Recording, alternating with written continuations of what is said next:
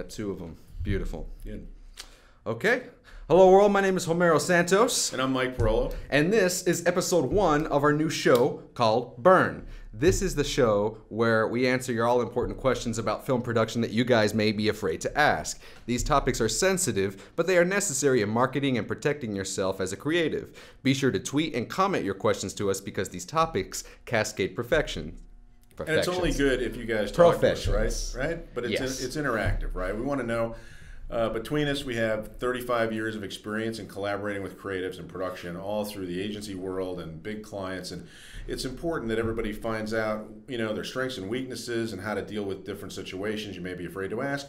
We're here to help coach you through these situations. And this, we hope, becomes a tune-in for you, and so that you can look to us and send us your questions so we can answer questions and help you become a better creative and a better business person. Yes, because it's all really important to make sure you protect yourself. I can't tell you how many times I wish I had this kind of safe harbor to tune in and make sure that these really important questions were answered, because, sometimes it can get a bit dicey. Well, one of the things that surprises me too, H, is that when you and I have talked before about some of these things, it's hard for me to believe that they don't teach you or give you business classes in design schools and in the creative schools and the production and film schools. Right. And it's pretty surprising, actually. It is really surprising. You'll also be surprised what else they don't teach us. But tune in, please, and make sure to tweet and comment your questions, like, subscribe, do that whole thing, and hopefully we'll prevent and helping you not get burnt. Yeah, and don't feel shy. We're going to let it rip. We're going to be totally blunt about things. Yes.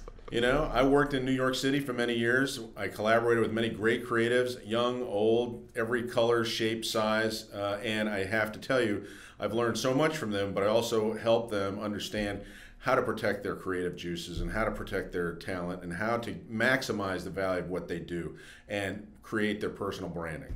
And I gotta say, whenever I started this about 8 years ago, again, I wish I had something or someone or even a teacher, professor, mentor, someone to help guide me to not making those mistakes, because I gotta tell you, it's cost me money, time, jobs, work, assets, things that over the long run are very crucial into making sure that you're protecting yourself, building your brand, building you as a person, because that's what you are. You're a commodity. You have talent. It's worth something, both monetarily, personally. Just remember that. It's really, really good. Well, and I've been married to creative for many years too. So, and I haven't only worked with creatives, but I've been married to creative, and I hate to say it, but in the business world, in the agency world, and the production and the entertainment business is a business, right? Yeah. They call it the entertainment business for a reason, and the agency business for a reason. And I think, unfortunately, what happens many times is that because of the nature of the creative personality, because it is a very specific personality that's endemic to creatives, that's what makes them such wonderful creatives and such great visionaries and thinkers. The business side of the businesses take advantage of that. And I think that's one of the things we want to try to educate you on and try to help you navigate those shark-infested waters, because they are shark-infested. Let's not be naive, and let's not be just think anything other than the fact that there are people out there who want to steal your ideas. There are people out there who want to use your talent and then not pay you. There are people out there who want to make you work overtime and not pay you. I'm sure you've heard all of this before. You're young, let's work for free, and then we'll see if we want to use you. All these things. So I've lived through all of them. I've seen both sides of the table. I've seen creatives hurt by bad business decisions, and I've seen creatives that have been very successful step up to the plate, manage their talent properly, and as hard as it is, understand the business side enough so that they can protect their rights and their talent. And I gotta say, in the long run, man, that's very crucial, super important. And it doesn't have to be 5 years. It can be the next year. I can't tell you how many things that I've lost just because of kind of my own negligence.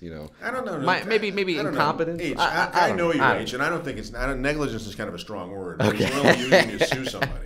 Right. Okay, so, but I think it's just a part of the creative mindset is that you guys create, right? And you want to trust. Yeah. And I think it's a trust thing, and I'm not going to use the word naivete, but it's kind of like you just want to create, right? Great artists want to create. They don't want to be bothered a lot of times with, oh, why do we have to sign contracts? Why do I have to do this? Why do we have to price these things out? And there's a almost childlike trust that I've found in even creatives, regardless of age. I have friends who are tremendous creatives who are 60, who are still trusting and getting hosed sometimes because they say, well, this person won't do this to me. and end up doing it just because I think that's the way you guys are wired. Right. And that's beautiful because that's what makes you so talented, and that's why this creative stuff emanates from you guys. Why you can put wonderful stuff on video. But it's also very crucial to have people like you that know the business inside and out, and know that, you know, those pitfalls and how to avoid them, because otherwise, you know, the repercussions could be pretty disastrous. They can. And remember, I have not only worked in the agency business, but also in the image and photo licensing business for a company that shall remain nameless because I don't want to get sued. Burned. Burned, yes. I don't want to get burned. Yeah. But they're going through a situation right now where, you know, they've consistently cut the fees for their contributors. And these photographers, that's their livelihood, right? The videographers, that's their livelihood. This is the content they're creating. This is their vision. Yet the company just feels just free to just go run roughshod over them and just decide, oh, well, you need the distribution and we're going to sell it for you, but just take whatever crumbs we give you. That's BS. Right? You don't have to settle for that. Yeah. And that's basically why we're doing this show. So I want to get into it. We got 4 topics for you guys. I went around and asked a few of my crew member friends, production friends, and 4 of them stuck out to be the most common. And I got them right here. You ready to get into it? Let's let it rip, man. All right. So one of them is a couple of these are about students. Okay. You know, because a lot of people tend to go to film school or audio school or whatever it be. So this one, in the words of my friend, I'm still in school. I have a small demo reel showcasing my talents. I have a client wanting to work with me, but he tells me that they want to try me out for a couple of shoots before they're willing to pay. The company he works for says that this is common practice, but I don't know if that's all right for me to work for exposure first and then get paid later. What should I do? Okay, first of all, let's just remove the veil from the whole this is common practice bullshit. All right, because that's what it is. We're online, we're digital. We're hey man, bullshit. Bullshit. I'm calling bullshit on that. Yeah. They use that to basically keep young creatives. Oh, well, you know, it's like the old unpaid internship thing. Right. You know, work for us, and the federal government actually found that to be illegal at some point, the unpaid internship thing. Oh, man. Because they used, especially at the old, the publishing houses years ago, like, I'm not going to name them, but, you know, in New York, where they would run these people in and work them to death, like 100 hours a week, 150 hours a week, and not pay them and say, oh, it's a great experience. And then when they're done with them, just basically toss them out the door. Here's the thing that and this is, like I said, this may be contrary to how creatives are wired, but an old sage, wise sage at Young and Rubicam once told me, he said, if you don't value your own brand, no one else is going to value your brand. Right. And I think that really is the crux of the issue here. You have got to value what you do, and you have to stake your ground. Don't, you know, I mean, I'm a lot older than you, but, you know, I try to be intellectually competitive and progressive and think and continue to grow, right? Yeah. And continue to understand the That's new what it's all about. generations. That's what it's all about, right? But you're going to run into people my age and people like me. You're going to say, well, you know, it's the common practice. Well, it's common practice because it's good for me. It's not good for you. Yeah. The common practice baloney. Are you still working? Right. Well, are you still going there? Are you still editing? Yeah. Are you still in post? Are you still lugging a 100-pound camera around? Right. Well, that to me is work you should be getting paid for. Oh, obviously. Right? So at the end of the day, I know it's hard because, you know, but you already have a reel. Stand by that reel. If you believe in yourself, stand by that, and you know what? You'll find the right fit where someone will say, hey, I want to hire you. Absolutely. You know, but I just... no. I mean, I'm with you. I'm with you, and that's I get very passionate about this because I've seen it happen for years. And I understand, man. That's the position I was in only 5-6 years ago. I was in the middle of school, even though I was interning at places like Doppler, Acoustic, places that are prominently known here in Atlanta. And those were paid internships, regardless of what I put on my resume. Clients still wanted me to work for free. And because I was younger, I didn't understand that the work that I had and the talent that I had value. Right. I got taken advantage of, got burned a couple of times, and I mean, it's okay. We all learn, but hopefully that's what you guys will avoid, because you don't have to put up with that shit. I'll tell you right now, I'm a studio manager right now, and if I had made any other choices back then, I would have stuck to my guns, gotten paid, or walked away, because there's clients, there's a whole world of clients, there's always going to be more clients, and you have a reel, that's already a leg up than I had. I didn't have a reel. I didn't have work to post. I had to create my own passion projects, and then during all the internships, post this stuff and wish and hope, but you already having a reel, that's super common sense stuff that I didn't even think of. So that's great, man. Showcase your work, stick by your guns, do not work for free, and make sure that you keep all the assets after you finish the job. Well, that's another thing too. Yes. It's rights. Yes. Rights. But that could be a whole other session. It can be. But about rights management and all that stuff, because that again, so many creatives get taken advantage of. Yeah. Right. About who owns the rights, who owns this stuff, who can use it. And spend months stuff on a project and not be able to use any of it on any kind of reel. How can you sell yourself if you can't even use the stuff that you've worked on? If you produce that, yeah, then you should be able to use it to help sell yourself, build your brand, and build your business. Obviously. But again, it's you have to look in the mirror. You have to look in the mirror and say to yourself, okay, what am I worth? I mean, that's really what it comes down to. Yeah. Is my work worth something? Well, if the answer should be yes, then no. If someone says, well, you work for free and that's the way we've always done it, yeah. And that's one thing that's plagued our industry, and one thing I want to put a stop to is we need to make common practice to get paid a wage. Yes. Whether it's it doesn't matter what it is. I mean, as long as it's something. But it's something. It's something that you get paid. Because here's the thing: if you start down that road of not getting paid, all right, then you've opened a Pandora's box. Because then they're going to talk. Clients are going to talk. Well, this kid worked for us and he didn't get paid or she didn't get paid. So you could probably get her or him on the cheap. And those discussions, I can tell you from personal experience, those discussions take place all the time. Everywhere. And from the largest holding company agency that I worked for down to the tiniest little boutique production company, those are the discussions that take place behind closed doors when they're talking about hiring either freelancers or full-time heads, production people, etc. And if you have work that showcases your talents, you already have a leg up for most people. I mean, you're able to say this is what I can do, and if you're able to showcase multiple talents, that's worth a lot more. I can't tell you how many times. I mean, I'm able to do audio and video and loads of other stuff, but just having those two, that automatically makes you super marketable. Well, and it's kind of like looking at a baseball player who's a utility player, right? Unless you're an uber superstar. If you're a utility guy, you can play 4 positions and all this stuff. Your value to the team goes skyrockets. Hell yeah, right? You're versatile. You can. And in today's economy, right? It's not like it was 25 years ago, where I'd hire you, you'd be a production guy, and you do that for 20 years. Right. Those days are gone. Today, you have to be a jack of all trades, and you have to develop your skill set in a bunch of different areas. To your point, because you're only going to make yourself that much more valuable, and it's going to help when you sell yourself to clients and to agencies and to production companies. Obviously. Say, hey, I can not only do this, but I can do post, but I can also color correct, but I can also do sound. Yeah.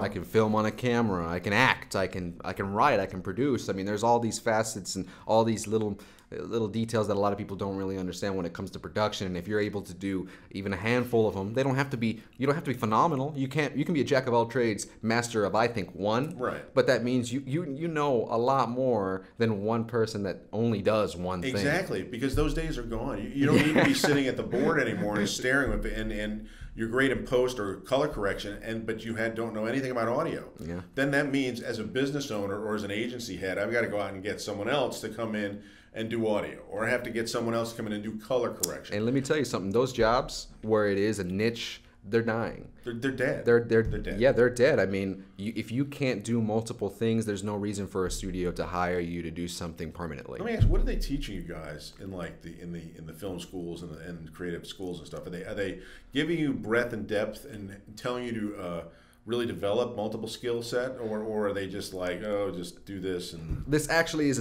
segue to the next topic. Okay. If you're good to move on, I don't mean to cut you off. and I can talk about this. I know. We go off, man, and it works so well. But we got another topic, and let's see.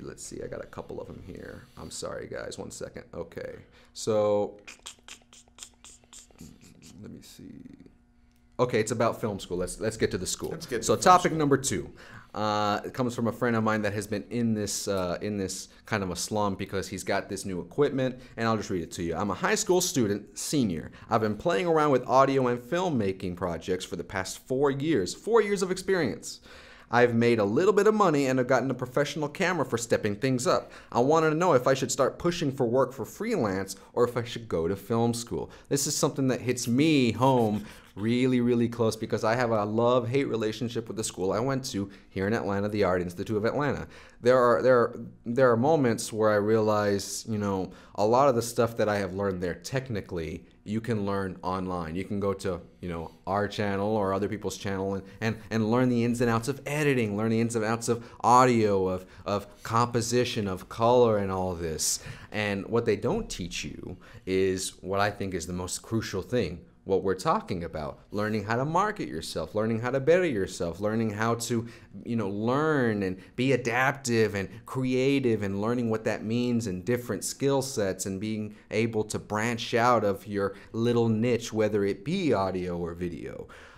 Those are the things they really don't learn. And the way I am, I like to think of myself as a decent creative, but I also want to keep making new things, keep doing new things. So I've picked up drawing in the past couple of years. Sure. And because of this, and because I was going to school, when I went to school, I automatically started interning. So once I started, all of my friends there, they would just dick around, jack off, and do nothing. But I was there interning, working, and those were paid internships. And because of that, because of my, you know, putting myself out there, I was able to get more out of my education. It wasn't the school that was educating me. It was myself pushing myself. So if you want to go to film school, I mean, those are the caveats, man. You will learn some technical abilities. You will have the ability to network. You'll have the school's name whenever you go to internships and all this. But that could be to its detriment, because the Art Institute of Atlanta, when I went there,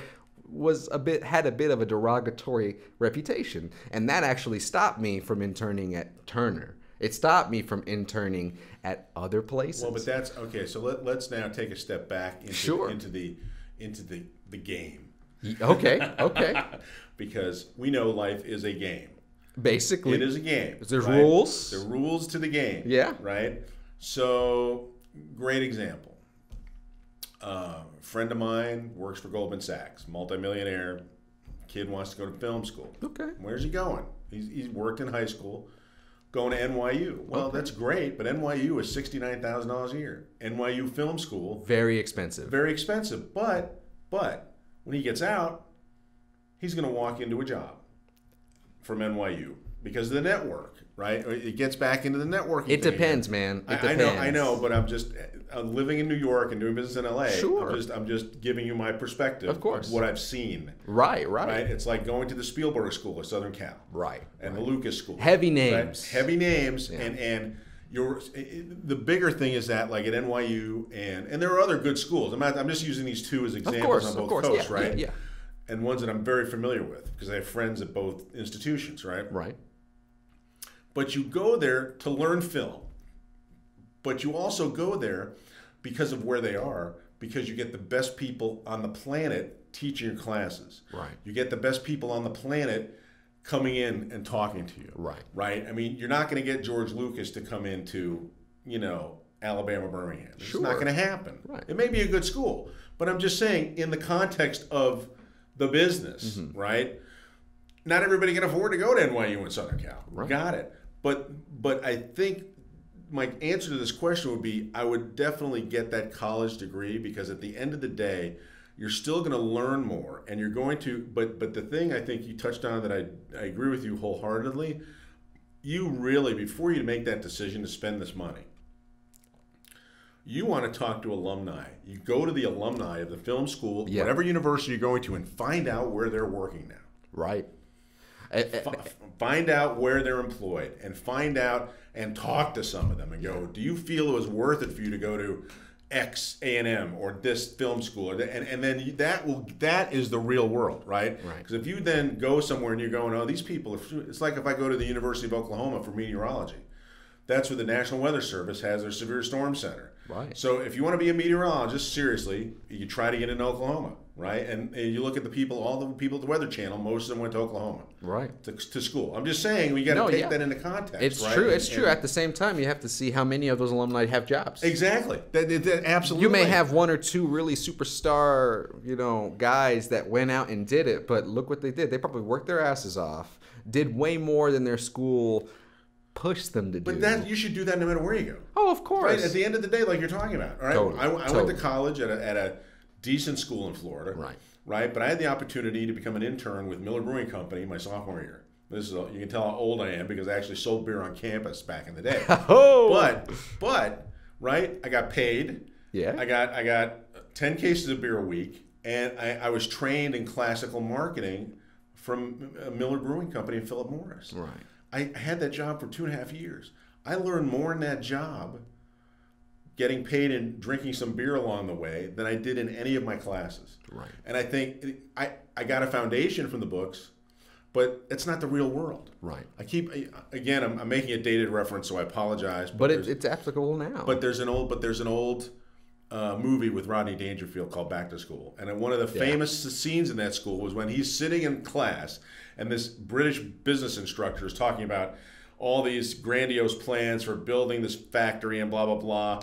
And he goes back and forth with Dangerfield on this thing because the professor's out in La La Land, doesn't know the real world because he's never been out there, never built a factory. Right. And at the end of the day, he asked the class, so where should we build our factory? And Dangerfield yells out, how about Fantasyland? And so you have to balance, right? You have to balance that, what you're getting from these instructors, unless they have, and I'm not dissing all of them. There are some that went back to teach because they wanted to give back and push it forward. That's great. Sure. But a lot of them, if that's all they've done, is ever teach. And that's another thing. You have to look at the faculty.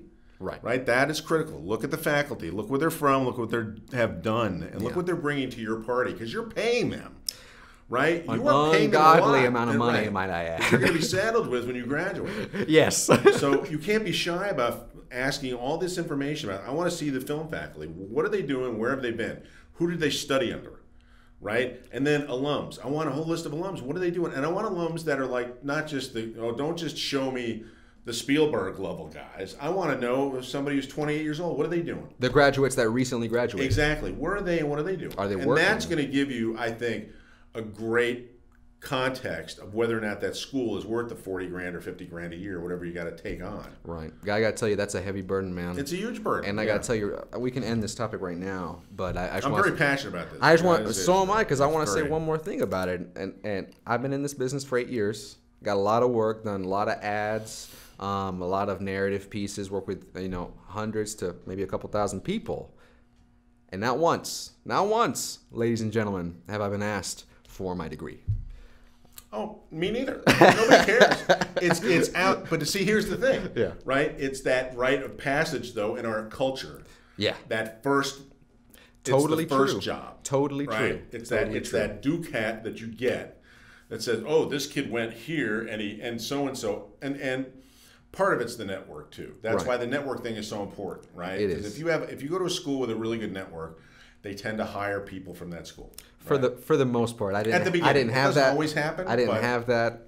So I can't speak to that. Right. But what I do know is that it really is about your attitude, the quality of the work that you produce, how hungry you are, and how long you can keep that going. I'm still hungry Absolutely. now, and I've been this for years. Well, yeah, I can't wait dude, to. I'm twice your age and I'm still hungry. So I mean, it's Which in your is DNA. good. It's got to be in your DNA. It has to be. Right, It and has especially with the way the economy has changed in the last 8 years, you've got to be multivariant, as we call it in data, right? You have to be multivariant, like multiverse. Right. And to your point earlier, you have to be a jack of all trades and really master of quite a few, not in the sense that you have to be a total expert, No. but where you can sit down and you can have a discussion, an intelligent discussion about that. Oh, of course. Yeah, I'm down. I'm down with that. But yeah, All right.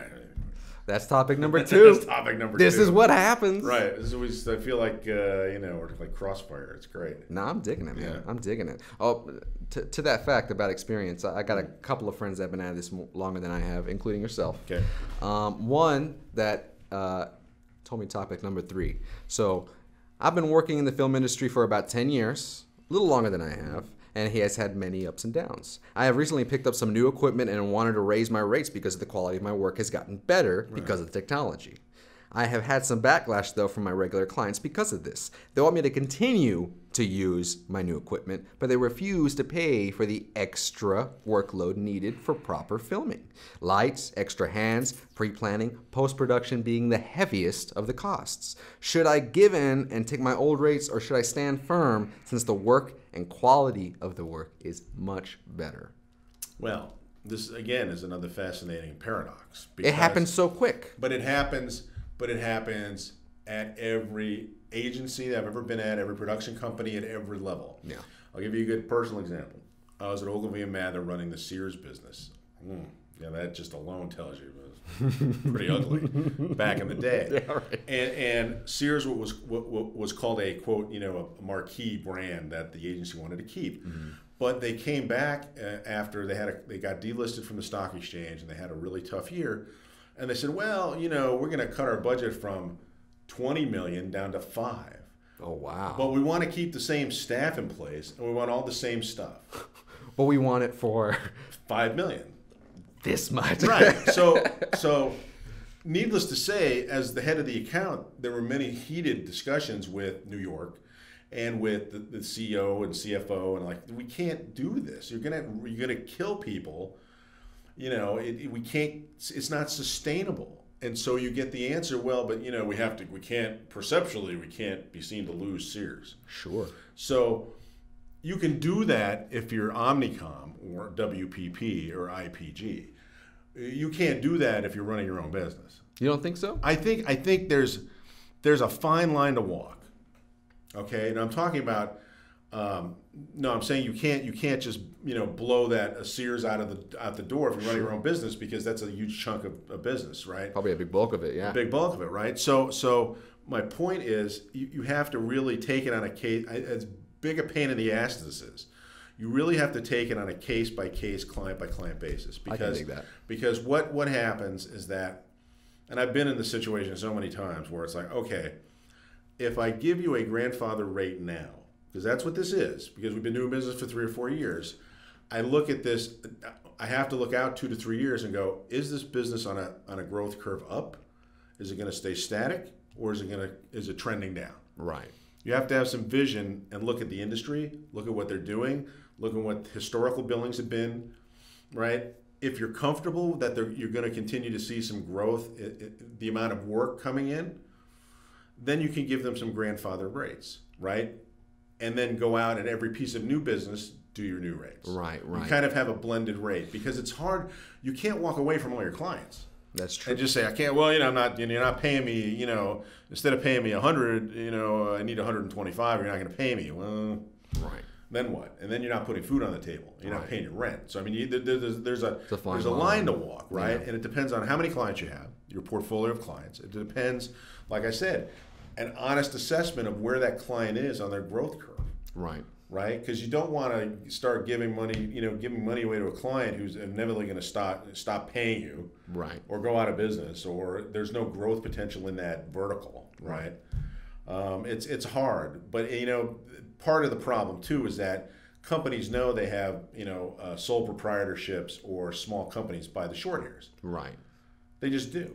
I mean, it's like, I've been at huge companies. Yeah, we can wait. We don't have to pay them right away. And if they don't like it, then they go pack sand. All too common. It is, but it's just, this is all authentic and real, right? Yeah. So we're talking reality. Yeah. I've been in those meetings, right? I've argued with people about that. And I say, how can you let these guys hang out there? Yeah. Because you're gonna go pay Condé Nast on time, right? Because you want to keep that relationship with Condé Nast. Yeah. But then Joe Smith over here, who really needs the money, we can let them hang for 180 days. 180 days. Oh yeah. When I first heard that dude, that was actually pretty common, blew my mind. That's crazy, right? Blew my mind. It wasn't like that when I first started. Really? 30, 60 days. Oh yeah. Dude. Yeah, but the problem is the CFOs. Okay, the process that happened is that, like when I worked for Young and Rubicam, it was a private company. Mm-hmm. It was a family company. It was a well-run, fun, great environment, great growth. Yeah. Once they became public, and then to the next level, once they became part of a large global holding company, it's all about the accounting. It's just all about the accounting. It's that money, yo. It's follow the money, follow the Benjamins, Yeah, right? yeah. It's all about keeping costs low, keeping per head costs low, keeping rates low, blah, blah, blah. And the CFOs learned, and my old CFO at Y&R was brilliant at this. He learned how to float. He said, well, if we keep money another 60 days, we can make X much more, and then we can apply it to our revenues. Yeah. And that's just the way it is. the way it is. So, in a circuitous way, to get back to what you're saying, I think you have to balance it.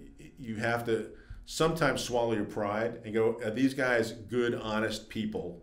Can I trust them? And you never know. But if you've been doing business with someone for 3 to 4 years, you have a pretty good idea if they're schmucks or not. Oh, for sure. Right? And if they're good people and you feel like they're just, that's about what they can afford, then keep them. Yeah. If you feel like they're jerking you around, so if you have 10 clients and you bag 3, find new clients and charge them a new rate. That'll balance and create a blended rate, and you'll be fine.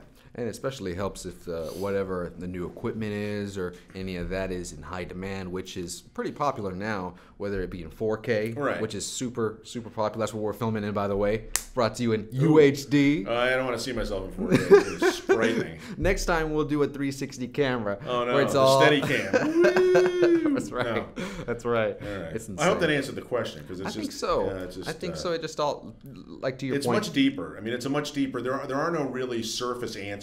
Right. Right. It's all case by case. It's all case by case. It's all case by case. And the tragedy of it all is technology continues to grow. Right. And every year there's going to be something new. Right.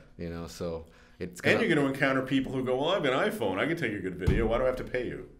And what really sucks is when a client says that. Right. Which has happened. It's happened. It's happened. Oh, it's happened. Oh, man. Oh, yeah, that's really good. Yeah. Right, no, it's not good. And that's your brand. I mean, but, you're going to encounter people like that. Yeah. Right? You're going to encounter clients like that are just, they're going to be so dense that they just can't, they just want to save money at all costs. Right. And then damage their brand long term. But, it is what it is. But the quality of work will always outshine whatever those things are. It will. And the authenticity of the writing and all the other great things that we've collaborated on. For sure. For sure. That was a good topic. Not too shabby. No. Thank you, bro. I appreciate that. Yes, thank you for that. That was pretty good. Hell yeah. All right, let's finish it up. We got one more. Okay, let's see. Okay, this is the big one. Okay. Rates. Rates. Always so tough because, at least for myself, whenever I was even in school, trying to get work, trying just to make ends meet so I didn't have to fucking work at a Steak and Shake the next week. Yeah, I've done the name badge thing. Yeah, dude, like I gotta tell you, it teaches you humility though. Yes. Before we get into the topic, I want to tell this story because it's changed my life. I remember when me and my wife Katie, which you'll know from the channel, she's pretty great. We wanted to get into work together, and we had this really, really romantic idea of what we wanted to do. And it's about sticking to your guns. A lot of this is about, holding your ground. And we got this equipment, we got this client, and he had this clothing line. Spent a ton of money on this clothing line, had really promising, potential, and I was blown away by it. At the same time, we were hurting for money, and we were debating, hey man, either we stick firm, we get this guy to pay us. He wants us to work for exposure, wants to know if we can work with him. And I'm like, bro, it's either that, get paid by him, or I have to go work at Steak and Shake again. And I remember going into that Steak and Shake. Not downing anyone that works at Steak and Shake. If that's what you do, we've all done it. If that's what you want to do, bro, do it. But that's not what I want. And we've all done it though. So yes, that's the thing. We've all done those jobs. Flip burgers, no downing that. No. But whenever I went to go turn in my application, the guy was like, "Oh, we can hire you. You ready to start right now?" And it was actually the day we were supposed to start shooting, right? And I called my guy and I was like, if you don't pony up the half of what we talked about, I'm not gonna film, And it was that conversation. We got that check. I did not have to turn in that application for Steak and Shake, and it was just because of confidence. That's all. That's all it was. Believing in yourself. That's it. That's it. And now it won't always work that way. No, but you know what? But then you don't want to do business with those people anyway. And that's my fine. point. Yes. That's my point. Yes. Then those are people you don't want to screw with anyway. You don't need them. You don't need them. That's right. Okay, because here's the deal. At the end of the day, if you didn't do stuff for him, he'd have to go out and pay somebody to do it. That's the bullshit thing about this. It's insane. It's insulting. Yeah. You know, but it is what it is. But you got to just, people are going to jerk you around. Yeah. But that's why you have to build that inner confidence and that perseverance, you know, to believe in yourself and your work. Always. Now, everybody can always improve. We're all in that train. Of course. Right? And always get better and always learn more. And you want to be around really smart people to learn more stuff and how to do things just a little better and this and POV and all these other things that you guys do so phenomenally well, right? But at the end of the day, you're right. It's about self-confidence, not cockiness. There's a difference between cockiness and pride, totally, which can train wreck you. Yes. Pride and greed are the two great equalizers I found in life, right? If you're too prideful and too greedy, there's an old adage on Wall Street. My old buddy at Goldman used to tell me, he said, the bears make money, the bulls make money, and pigs make nothing. Zero. Nothing. Right? So there's a happy medium somewhere. Always. But especially when you're younger, you just can't, you can't. These guys that got to the place where they're going to Cannes and getting awards and doing all the guys that I've worked with over the years, I mean, they have a bit of swagger to them. Of course. Not dickishness. No. But just that, I believe I can really enhance your brand because of what I bring to the table. Right. Type of thing. Is that confidence? Not a douchey thing. No. But just a. You know what you can do. Yeah, exactly. You know what you can do. You can see potential not only in yourself but in whatever project you're working on. And hopefully your reel reflects that. Yeah. I mean, that's the big thing. If your reel reflects that, then you're good. Get out of here, man. Yeah. Right. Yeah. All right, let's get into topic number 4. Sorry, guys, I don't want to tell that story. Well, Inspire some of you guys. The rates, though. That's the last topic. Oh, it is the last. So this is it right here. All right, let me see. My bad. This is going to be basic econ 101. Yes. Yeah. Okay. I'm starting to sell myself. I've started selling myself to some freelance websites, very common, and have already done a few jobs over the past year. That's great. Yeah. I still get a bit nervous about my rates when a client asks. I've gotten responses that are both positive and negative. How do I price myself accurately? Should I stay on the low side since I'm still in school? Hell no. Hell no. You already have work. If you got work and you're doing work, here's the thing. Otherwise, it's Econ 101. Yeah. Right? What you have to do is we used to, funny, back in the day, if we wanted to do competitive research, we'd call up with a fake name and say, I'm doing research for my MBA at Columbia. I need to talk to somebody. And you talk to somebody and you get all then, this is great. Yeah, we'll love to talk to you. We'll give you all this stuff. Oh, that's great. And so you get competitive research, what they're charging for account guys, or they're charging, it's crazy. Yeah. Probably doesn't work today, but at the end of the day, you can figure out what you need to do. It's like I said, basic Econ 101. Figure out what you do and try to find a persona of people that are like you. You're not going to find people exactly like you because all creatives are different, like snowflakes, right? Sure. But at the end of the day, find a bucket of people, basically, and not just 2 or 3, maybe 10 to 20 of people, and then price them out. And then what I would do is I'd find what that rate is. There's an average. Blend that rate. Yeah. And then plunk yourself somewhere right in the middle. Always safer that way. Always safer that way. You make money. You don't kill yourself for nothing. Right. You make money. You're paying your bills. You're still making your margins, but you're not pricing yourself out of the marketplace. Yeah. And if you do that, here's the beauty of this. You do that, it's gonna. It's like you and I always talk about. Let's get in the freaking door first. Yeah. Let's do a project and earn our chops and earn the respect of the client first before we go asking for $1 million. Right. Let's do that. Once we do that, and I'm telling you from experience, I've done it my whole career. You get your foot in the door, you work your butt off, you build trust and respect with the client. They trust you. They know you're not going to screw them over, and then the business just keeps coming in. Boom. If it's a good client. If it's a good client. They respect you. Absolutely. Totally. And if, like you mentioned, if they're not a good client, you're going to know immediately. Right. And get the hell out of there. Right. And you don't want them anyway. If that's the case, because I'll tell you what, the aggravation is not worth the money. Not at all. It's not worth the money. not at all, man. And to that point, I remember having to do a couple of gigs, and it's okay to work with your client, and as long as you're getting something, One time I had to do a gig with a client that I've already worked with, and they had a potential side client, right? It was I don't want to say the name of the company, but the project ended up the project ended up being pretty cool, a lot of potential. They didn't have much of a budget, but I wanted to get something. I wasn't going to do it for free. No. So what ended up happening is I worked for equipment. they wanted to have the specific shot, right? The client, the side client. And you needed a specific piece of equipment. And I to get the shot. needed, I needed a jib. Yeah. I needed a new jib, a new motorized head, a new monitor. So not a bamboo pole on it. No. Some really quality a real stuff. jib. Yeah, no, I get it. Right, some really quality stuff. Yeah. So instead of renting, I agreed to. I own that jib. I'll go out and I'll buy it. I'll get compensated for it, and basically I'm working for this equipment. And that alone not only helped me out with that gig, it helped me out with quite a few others. Because man, I got to tell you, sometimes equipment talks. It does. Look, right? When you're in business, yeah, right? You how do you make money? You generate additional revenue. You cut your expenses. Mm-hmm. So by taking on that equipment, that's a capital expense. That's money that you're not laying out. So Right. in essence, it's a good thing. Yeah. Right? Because it's equipment you would have needed anyway. Right. So it would have been under capital expense in your business, right? You would have had to write checks or debits or whatever, however you pay for it, to B&H or wherever you go. And so now you're not paying that out. So it's a good thing as long as you get something Right.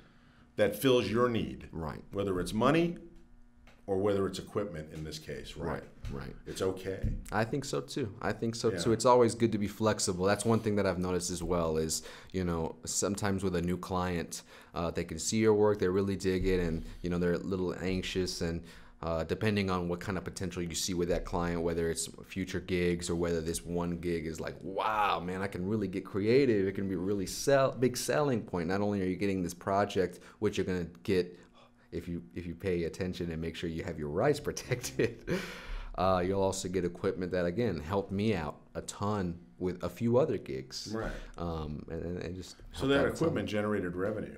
Oh, yeah. Right. Immediately. Right. So immediately. Right. As long as you're either cutting expenses or generating revenue, then you'll be fine. Right. Or keeping your expenses under control and growing revenue, you'll be fine. It's when your expenses are blowing up and your revenue is going down the shitter. Right. That's when you're in trouble. And that's right. And we're in the it's really not even your revenue; it's your margins. Right. Really, in the business, it's your margins. For sure. And we live in an age where we're socially talking to everyone so much online. Right. If something happens where it's a gig where you get equipment, take a picture of it, show it off. I mean, I can't tell you how many clients I work with still that pay attention to what I'm putting up. It's like, oh, look at that. A cautionary note. Yeah. A business cautionary note. Sure. You got to be careful with that because when tax time rolls around, that's taxable income according to the IRS. Okay. So if you're putting pictures up online and you don't claim it on your LLC. Oh yeah, which you should be doing. I'm just saying. No, I'm just saying. Sure. That's because you say, hey. No, because I've had friends who've been train wrecked because the IRS comes in and goes, well, that's $20,000 worth of equipment. You owe us $4,000. Huh? Right. What? Yeah. Because it's still, they consider that even though you're trading, basically, it's considered income. So and you it's just still have to taxable. And we'll get into the whole LLC and business thing in another. That's a whole other. Stay tuned to episode 2. That's episode 2, how to protect yourself, right? Yes. But that's a whole other thing. One last thing, though, in closing, and I think there's an overarching theme to this to me, and especially when you're dealing with clients, it's all about managing. Don't be afraid to manage expectations and set boundaries up front. That, to me, you and I have had that discussion when we're doing pre-production, right? We're working the last project we worked on. It's about setting expectations. There's going to be some wiggle room because they're clients. It happens, right? But not going from, you get 2 edits in post to 10. That's what I'm talking about. And if it's in writing and they sign off on it, which is why years ago, Y&R started me years ago on, here's the creative brief, here's the production brief, fill this out, get the client to sign off on it. And every time there's a change, you have the client sign off on the revision. So that if there's ever a question, you go, this is what you guys agreed to. I love you, but this is what we're agreed to. This is what you're paying me for. Right. So you have some documentation. It's CYA. Cover your ass and set expectations. Do not be afraid to set expectations up front. Because here's another thing too. You're going to flush out weaselly clients by setting expectations up front. Damn quick. You're going to flush them out of the shrubs. and you're gonna see them crawling on their belly to get out of there. That's right. Because if they have any intention to just using you and abusing you, you're going to find out, and you'd rather find out up front before you cut the deal. Oh man, you don't want to be working with a client in the middle of production, and not only are they asking for things that weren't talked about before, outside the scope of work, and no. I mean, it's going to happen in every aspect: pre-production, production, post-production. Post-production is going to kill you the worst. And this is the side of the business that creatives loathe. I know that, and that's the DNA thing again. But a little pre-work up front, and because you've done it, saves a whole hell of a lot of headache and hassle on the back end. And the project is going to be better for it. Yeah, exactly. And that's the big thing is like if you can just take care of those headaches from the get-go, even though it's not fancy, it's not flashy, it's not sexy. Right. You know, to take care of those things up front. Man, I tell you what is sexy, that final edit. Yeah, right? It's and really by the way, and by the way, after you get paid, realizing that you didn't go blow over your estimate by 100 hours. Right. You actually made some money. You made money. Yeah, that's sexy to me. You're going to do these projects. You're going to actually do the project, get paid, and that's one of the difference between revenue and margins again, right? Yeah. You want to make sure you maintain margin integrity. Because if you don't maintain margin integrity, you're not. It's an old story. A buddy of mine used to work at Gillette, and he used to handle Walmart. And I used to tell him, "Why do you guys?" He said, "Oh, we lose like a $2 a razor we sell at Walmart." And I said to him, "John, why do you guys continue to sell if you're losing $2 a razor? Because we can't lose the market share." I get that, but that's freaking Gillette. They can afford to, like Chili's can afford to cut their menus items, by 30% to put Joe's Pizza out of business, right? Because they have 2,000 freaking locations. Gillette's making $1 zillion. Other places they can afford. They can afford to take the margin hit. Yeah. You can't. Most businesses can't afford to take that margin. Not at all. Not for market share. You're not Omnicom. You're not IPG. You're not WPP. Right? They can afford to do a dumb thing like Sears. And work as 200 hours a week for nothing. Right. Or take on a stupid account, like a lottery account, for example, that we used to call in the cellar because they wipe you out. Just physically, mentally wipe the creatives out, everybody out, and they don't pay a squat. Yeah. They can afford to do that for the corporate perception that, we've got this business. Right. You guys, we can't do that. Not at all. When you're running your own business, you cannot do that. So set the expectation. Do not be afraid. Do not be afraid. Because like I said, if you set the expectations, someone balks at them, run. Please do. Just, run. You'll be happier for it. It's not worth the headache. It's not worth it. Because that is one of the big red flags right away. Boom. Oh, what do you mean? Oh, I don't know, maybe. No. This is the plan. Yeah. And this is where we're going. And if you like it, great. We'll work together. Let's collaborate and grow together. Always. All right, sorry. I get all crazy. I love it. I love it. Off the rails. Yeah, and we hope you loved it too. This was episode 1. Please follow and subscribe if you dug it. Leave us a comment if you didn't. We want to get better. Absolutely. And we have a Patreon page. It's in the description below. Please be sure to follow that. I mean, we're trying to make this show a bigger, better show. Interactive too, man. Questions. Yes. Tweet us your questions. Yes. However you get us your questions, we want to help. We're here to help. We're here to pay it forward. That's right. Right. And if you help us on our Patreon page, you'll get exclusive content, exclusive one-on-one chats with each of us if we ever get to that point, which hopefully we will. Yeah, I think we will. Days. And if we don't, it's still fun doing this and sharing with you guys. Yes, and please share it because it's all about learning. It's all about making sure you can protect yourself because creating something, that's the fun part. What we're talking about isn't the sexy part, but it's the fucking smart part. Right. You gotta protect yourself. So thank you guys for watching. Be sure to like and subscribe again. Follow us on Twitter, Instagram, Facebook. Got all that in the description below. Thank you guys. We love you. Thank you guys. Ciao.